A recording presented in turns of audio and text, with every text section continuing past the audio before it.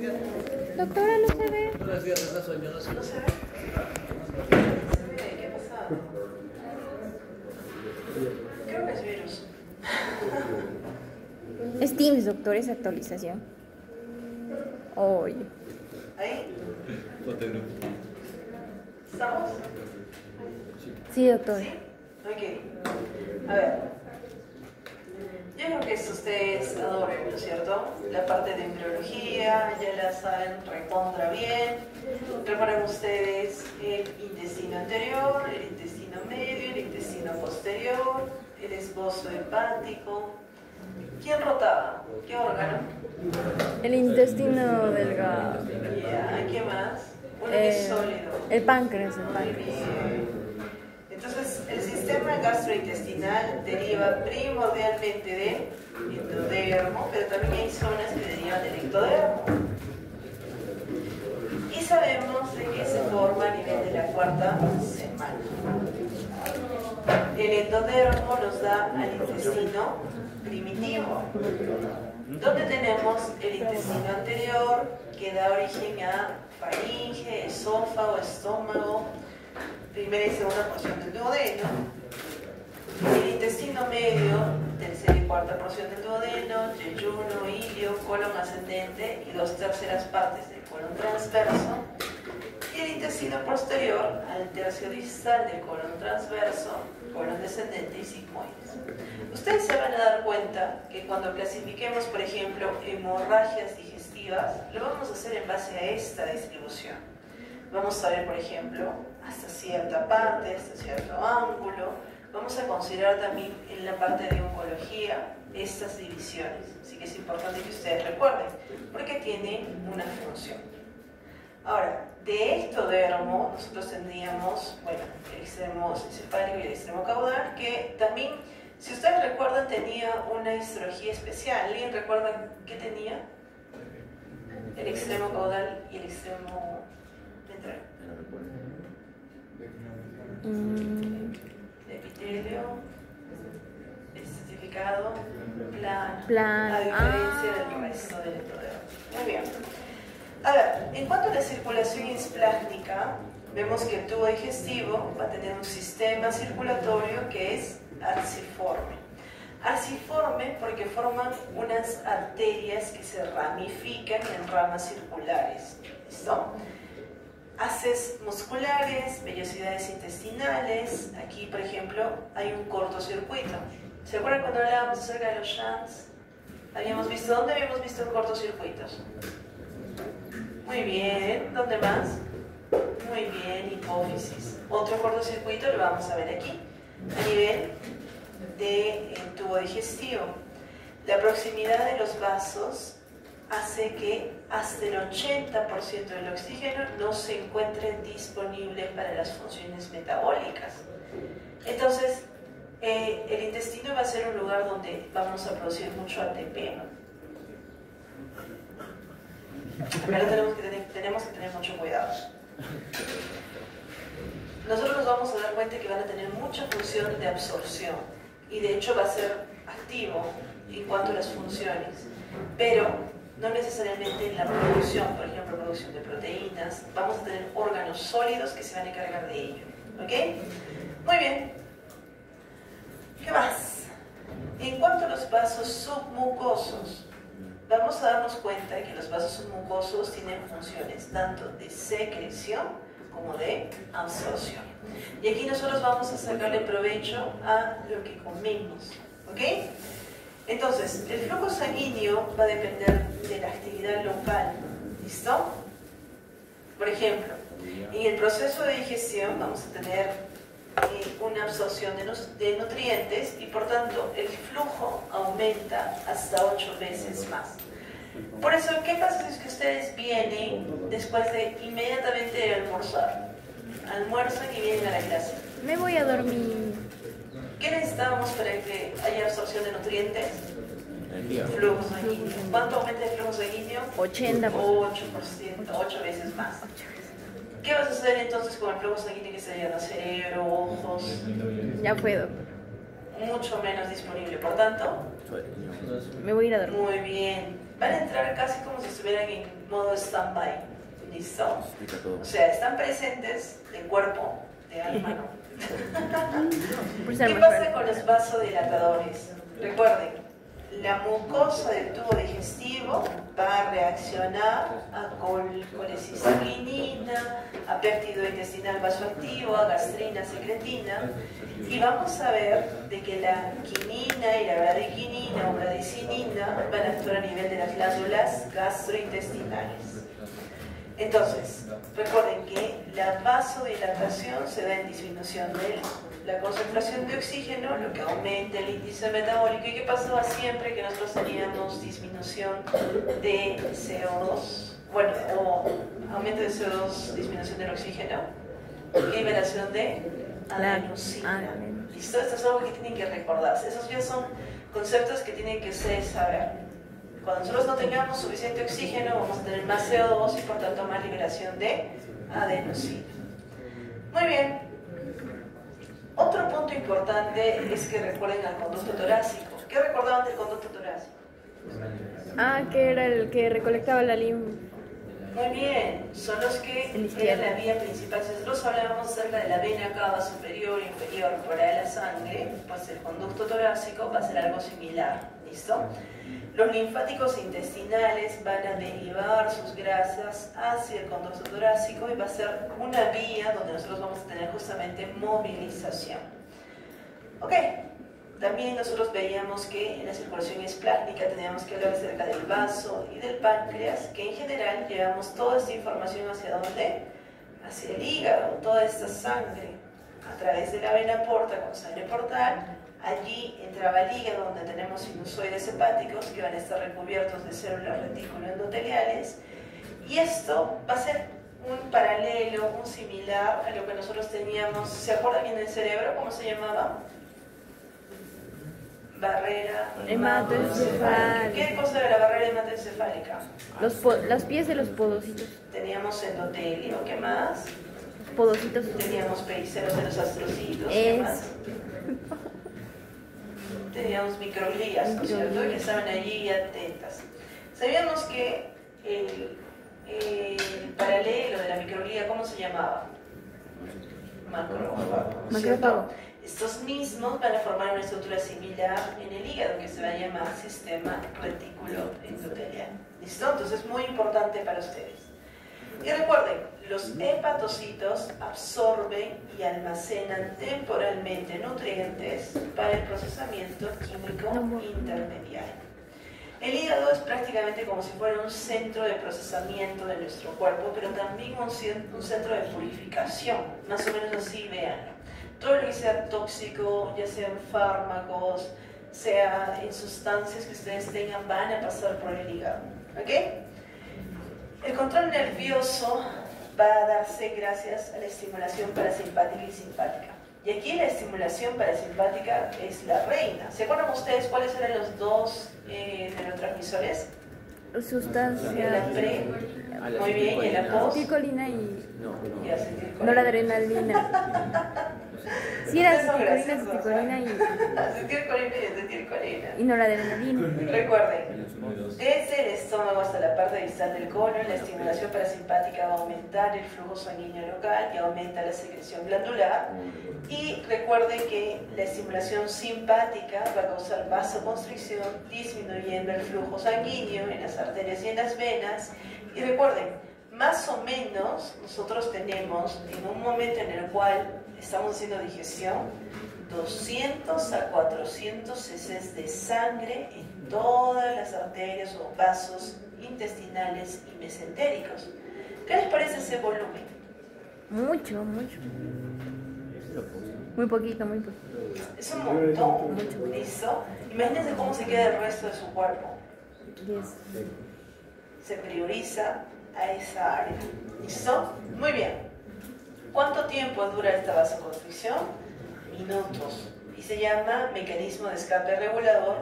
Y recuerden, vuelve a suceder o vuelve a vasodilatarse porque empieza a haber una especie de isquemia en la cual vamos a tener alta liberación de adenosina y esto supera la vasoconstricción. ¿Okay? Entonces, vamos desde puntos de vasoconstricción a vasodilatación. Entonces es bueno descansar después de comer o dormir. Eso es bastante interesante. ¿Qué pasa si es que ustedes duermen o descansan después de comer? Si me echo va a haber reflujo, doctora, por Ya, favor. reflujo. La glucosa va a dar vueltas en la sangre porque no vamos a estar rozando. Ya, la glucosa va a dar vueltas en la sangre. ¿Qué más?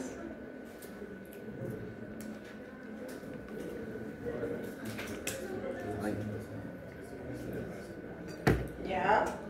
Miren, ambas cosas tienen mucho sentido. De hecho, hay estudios que han visto de que si es que nosotros priorizamos descansar después de comer, esto baja el estrés. ¿Listo?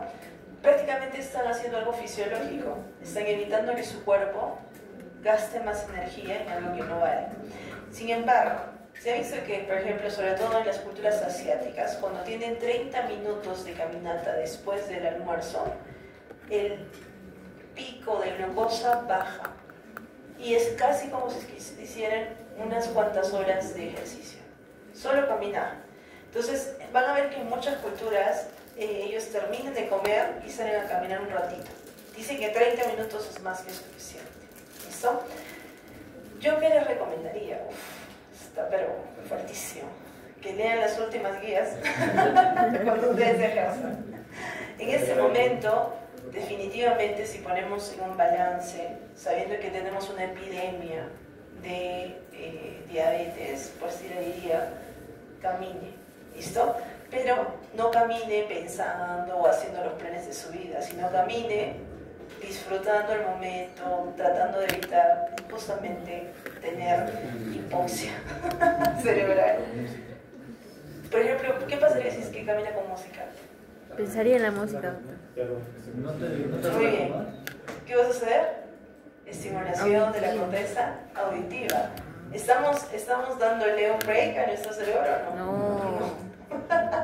Entonces, ¿qué tendría que decirle? Camine sin pensar, doctor.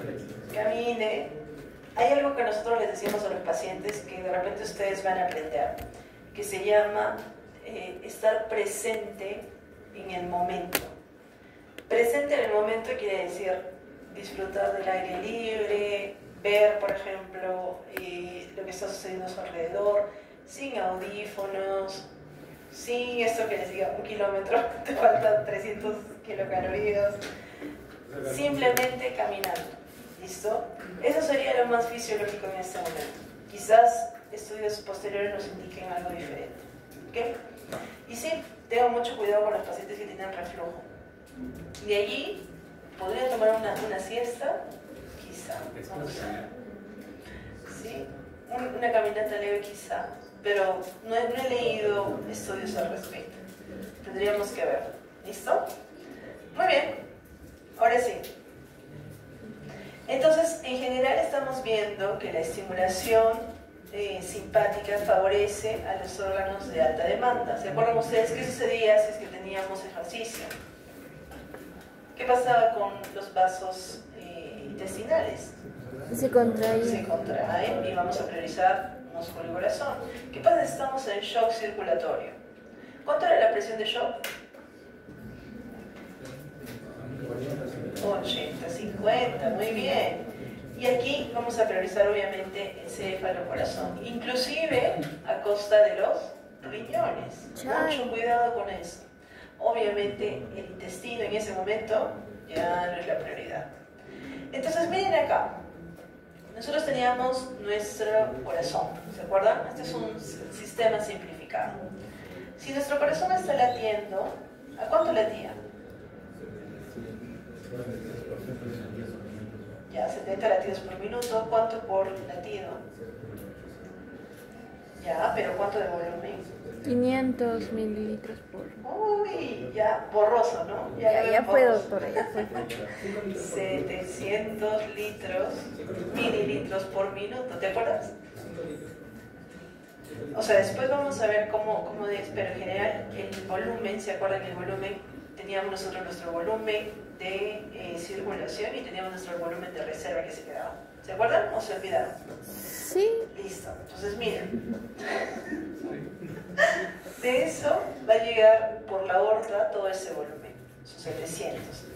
En la arteria celíaca, nosotros íbamos a más o menos enviar unos 500 mililitros al hígado y más o menos unos 100 mililitros al estómago y 100 mililitros al vaso.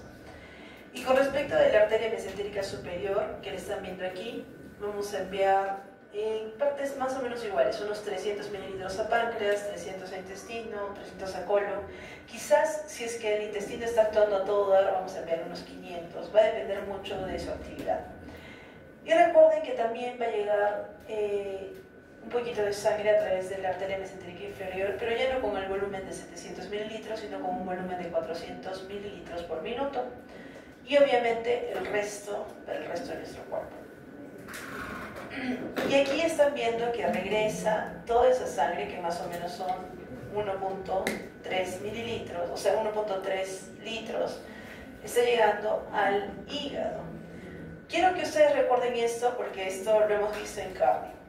¿Qué pasa si es que una persona tiene cirrosis hepática? ¿Listo? No está funcionando el hígado, está llegando 1.3 mililitros, 1.3 litros. Muy bien. Ascitis, hipertensión portal, ¿qué más? Se tiene que derivar. ¿A dónde? Sí, muy bien. Nosotros vamos a ver que eventualmente se van a recargar, se van a congestionar los vasos. Y de allí tenemos la vena cava, que va a llevar todo este volumen, tanto superior como inferior. En este caso estamos más que todo viendo el lado inferior, hacia el corazón. ¿Hacia qué cámara lleva? Muy bien, aurícula derecha. ¿Cuáles eran volúmenes? ¿Cuáles eran presiones? Muy bien, presión el izquierdo. Muy bien. Entonces estamos listos para ver el sistema entérico nervioso. Miren, hasta hace unos años nosotros casi no le dábamos bola a lo que sucedía en el sistema digestivo. Pensábamos que era lo más sencillo y obviamente nuestra ignorancia nos hizo... ¿Qué pasa?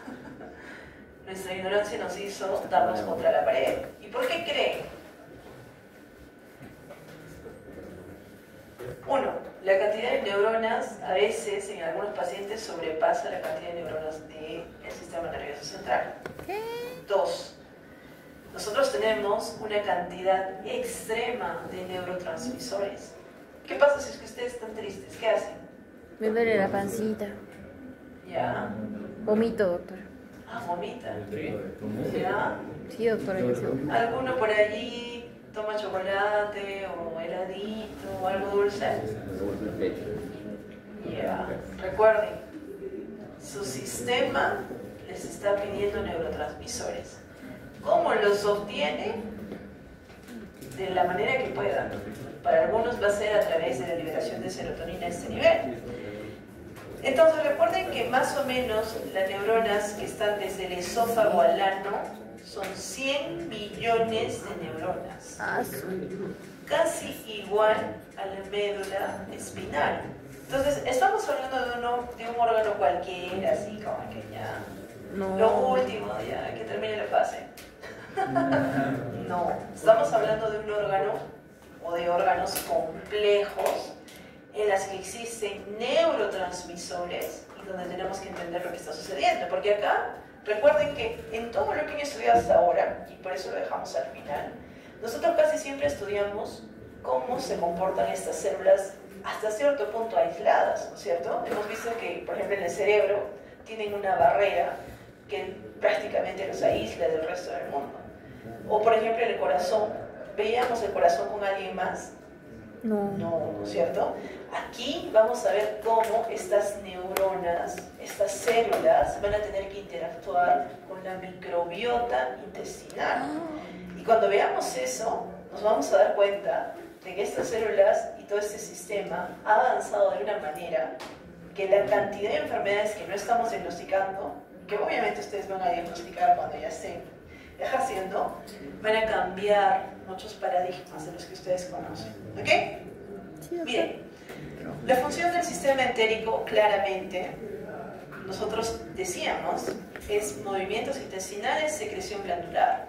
pero también estamos viendo que tiene un rol en mantener lo que se llama la homeostasis de neurotransmisores. Y eso manténganlo en la mente, ténganlo allí como una idea que nosotros vamos a ir desarrollando más adelante.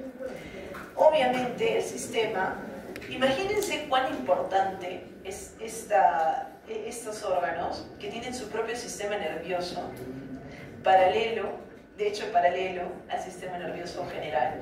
Y ese sistema paralelo se llamaba sistema nervioso autónomo. ¿Se acuerdan? Que inclusive formaban sus ramitas alrededor de la médula espinal. Entonces, el sistema nervioso autónomo inerva tanto parasimpática como simpáticamente. Parasimpáticamente yo creo que ustedes recuerdan, ¿cierto? Sabíamos que la estimulación parasimpática aumentaba la actividad del sistema nervioso entérico y teníamos la división craneal y sacra. Las fibras craneales veíamos que inervaban principalmente la región bucal y faríngea, mientras que las fibras que están viniendo por el nervio vago van a tener una inervación mucho más amplia de lo que es esófago, estómago y páncreas. Inervan en menor cantidad el intestino y la primera mitad del intestino grueso.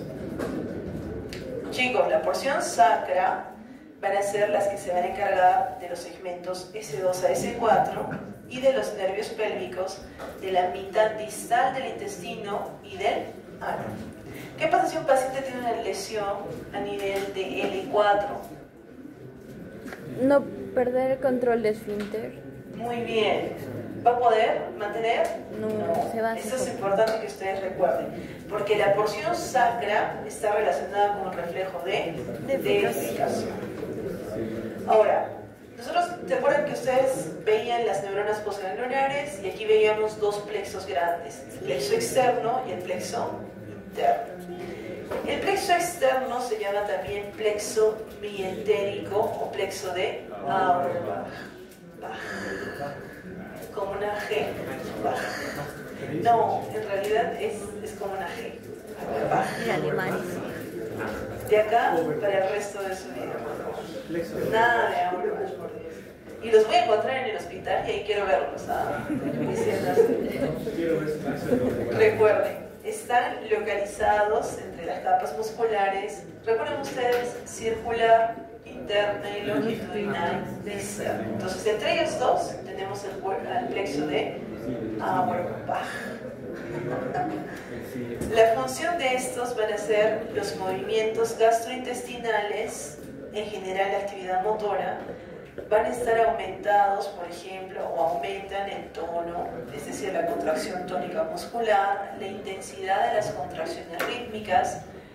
Si es que es tan ligero, vamos a tener la frecuencia de las contracciones un poco más lentas y podemos ver la velocidad de la conducción de las ondas de excitación, con aumento de la rapidez de las ondas peristálticas.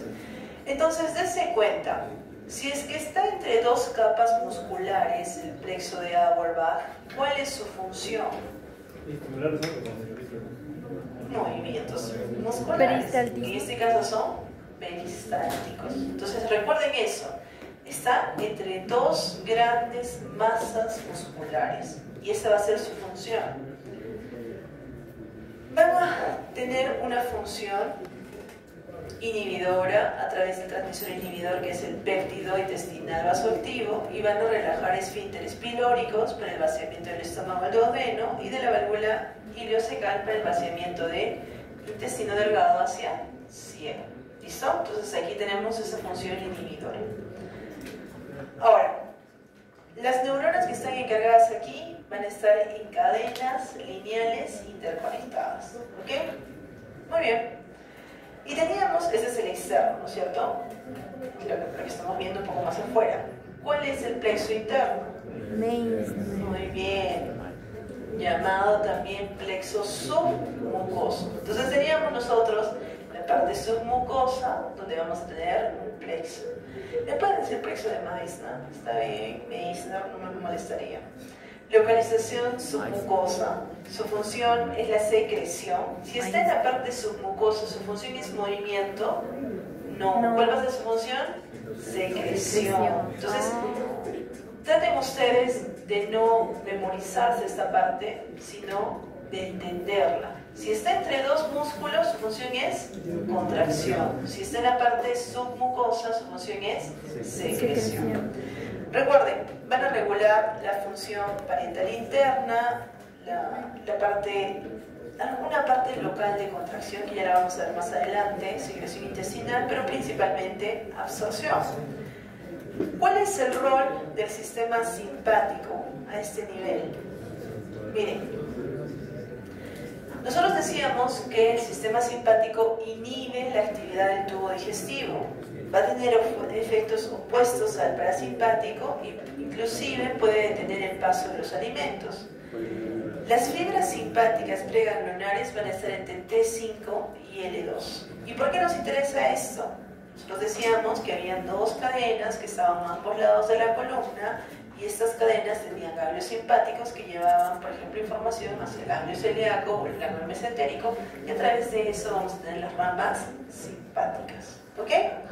Recuerden, inervan todo el tubo digestivo sin distinción y su neurotransmisor era la noradrenalina. Y algo que es importante, recuerden que la noradrenalina tiene efecto directo en el músculo liso y tiene un efecto inhibidor en las neuronas. ¿De qué tipo eran esas neuronas? Postganglion. Simpáticas, parasimpáticas, disculpen. Entonces, eso es importante. Muy bien.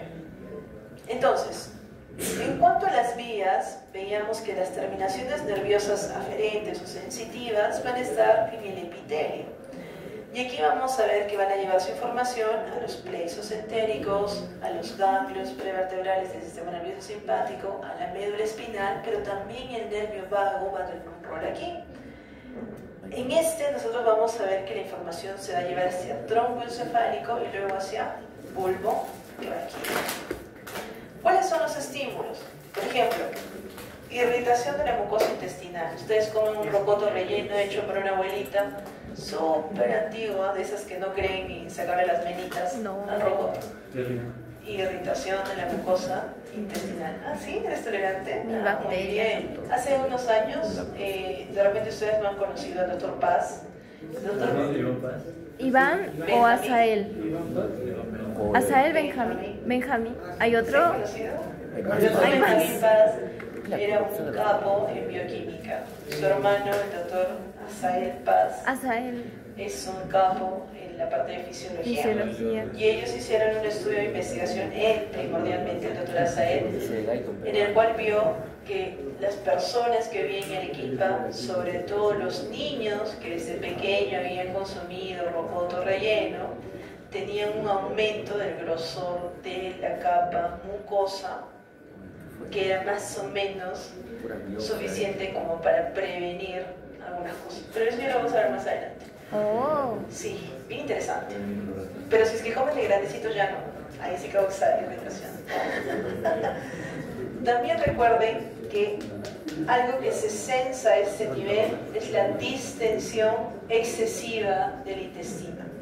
Y recuerden que también la presencia de sustancias químicas van a ser llevadas como información al sistema nervioso.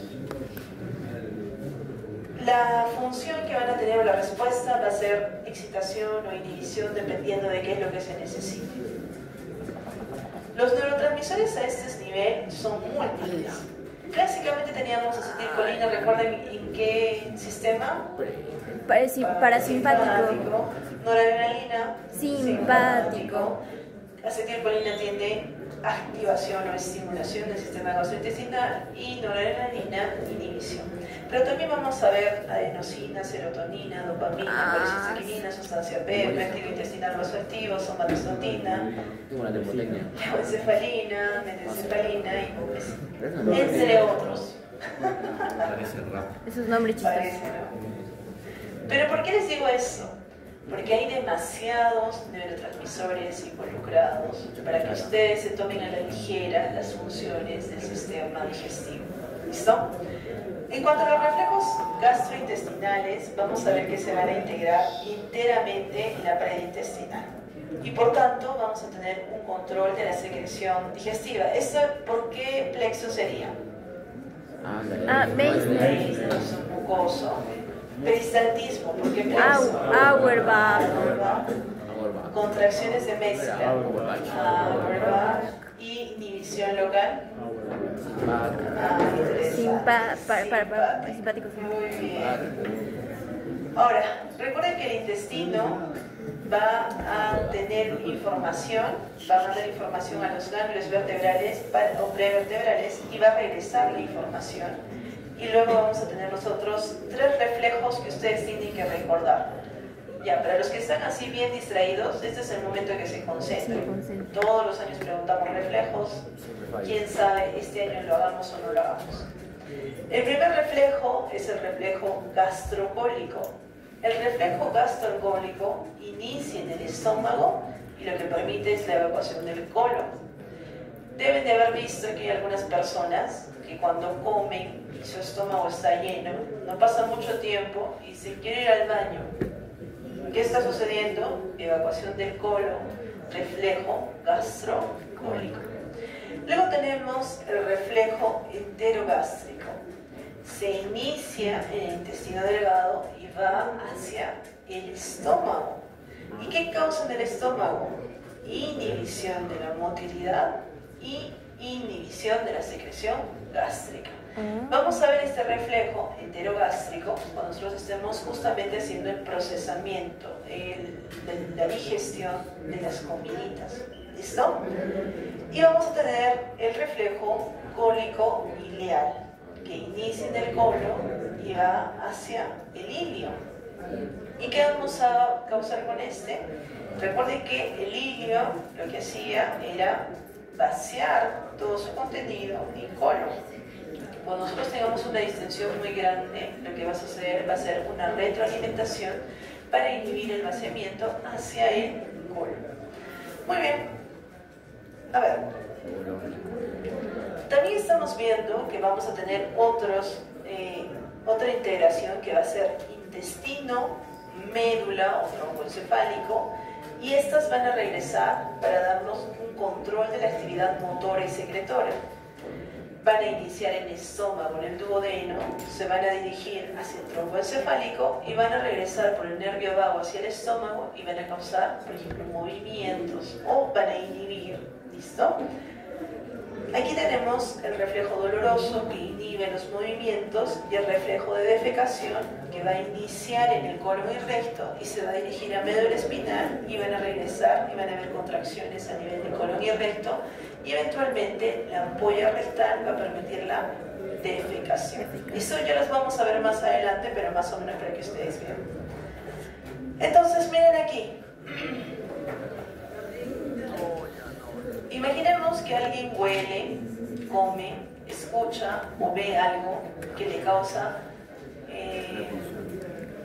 hambre, vamos a decir, ¿listo?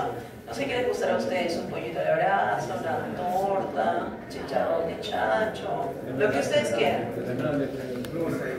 Esto va a ir a centros que van a estar a nivel superior y van a activar ¿qué cosa?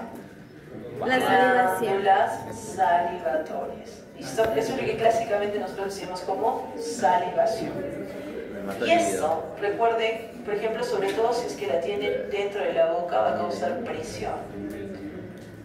Y en este punto se van a activar el sistema parasimpático, con los ganglios ópticos y los ganglios submaxilares van a liberar acetilcolina hacia la glándula parótida o hacia la glándula submaxilar, incrementando la salivación y la secreción acinar y vasodilatación.